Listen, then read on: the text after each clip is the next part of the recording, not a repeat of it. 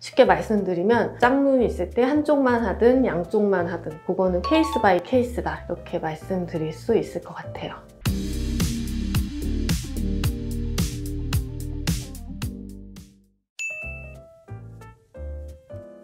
대부분의 경우는 그렇다고 말씀드릴 수 있을 것 같아요. 보통 우리가 무쌍이라고 얘기하는 쌍꺼풀이 없는 눈 같은 경우는 대부분 피부 처짐이 동반되는 경우가 흔하거든요. 눈 뜨는 힘은 괜찮은데 피부만 처진 경우, 보통 그걸 가성안검하수라고 전에 말씀드렸었죠. 그런 경우는 피부 처짐을 해결해주는 쌍꺼풀, 이런 것만으로도 눈이 훨씬 또렷해지고 커 보일 수 있다는 거죠. 그래서 대부분의 무쌍에서는 피부 처짐이 있기 때문에 쌍꺼풀만 뭐 얇게 만들어줘도 수술 전보다는 사실 훨씬 좀 커져 보일 수 있는 거는 사실이기는 해요. 근데 바꿔 얘기하면 우리가 눈이 작은 이유가 한 가지만 있지는 않거든요. 그래서 보통 안검하수가 있다 그럼 눈매 교정을 통해서 눈 뜨는 힘을 좀 키워주고, 뭐 눈두덩이가 너무 두툼하다 그러면 뭐 지방 제거나 조직 제거를 좀 해준다거나 이런 식으로 복합적으로 눈을 키우게 하기 위해서 그렇게 노력을 하게 되거든요. 그래서 딴 거 다 필요 없고 그냥 쌍꺼풀만 해서 눈이 커지나, 이거는 대부분은 그렇지만 우리가 쌍꺼풀이 있다고 모든 눈이 예쁜 거는 아닌 것처럼 필요한 부분을 수술을 해주는 것이 크고 예쁜 눈을 만들기 위한 방법인 것 같아요.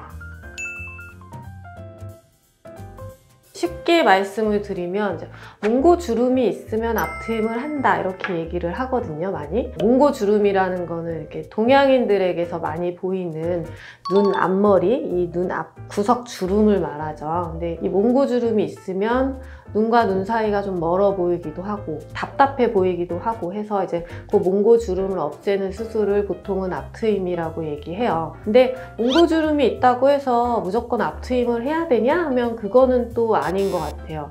앞트임 수술을 하냐 마냐 더 중요한 조건은 눈 사이의 거리도 굉장히 중요한 조건 중에 하나인데, 그것 말고도 우리가 여기 눈 앞에 빨간 살이 있잖아요. 누오라고 얘기를 하는데 그 누오의 모양이라든지 누오의 노출 정도 혹은 색깔이라든지 이런 것도 다 복합적으로 생각을 해서 앞트임을 하는 게 좋겠다, 뭐 안 해도 되겠다, 뭐 이런 거를 결정을 하는 거거든요. 물론 이제 의사마다 좀 더 중요하게 여기는 포인트가 있을 것 같기는 한데요. 개인적으로는 눈 사이가 좁더라도 몽고주름이 너무 둥글게 잡혀있는 경우는 뭐 조금이라도 조금 열어주는 게 미용적으로는 좀 더 나은 것 같고, 반대로 눈 사이가 조금 먼 분인데 누오가 너무 뾰족하다거나 노출이 이미 되어 있는 경우는 아무리 눈 사이 거리가 멀다고 해도 눈 앞머리 쪽은 안 건드리시는 편이 좀 더 나은 경우도 있는 것 같아요.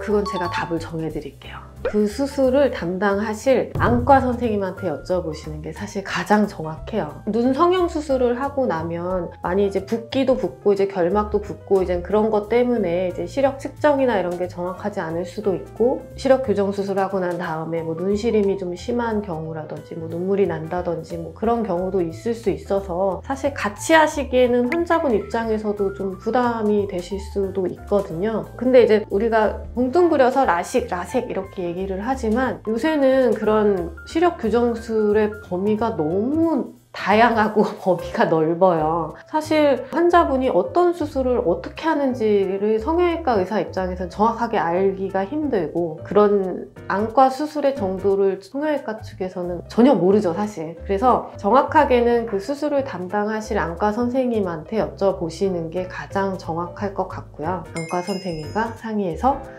수술 방향을 정하는 것이 가장 안전할 것 같아요. 눈 성형 전에 궁금하실 것 같은 질문 몇 가지에 대답을 해보았습니다. 많은 도움이 되셨으면 좋겠고, 지금까지 다름성형외과 문유진 원장이었습니다. 감사합니다.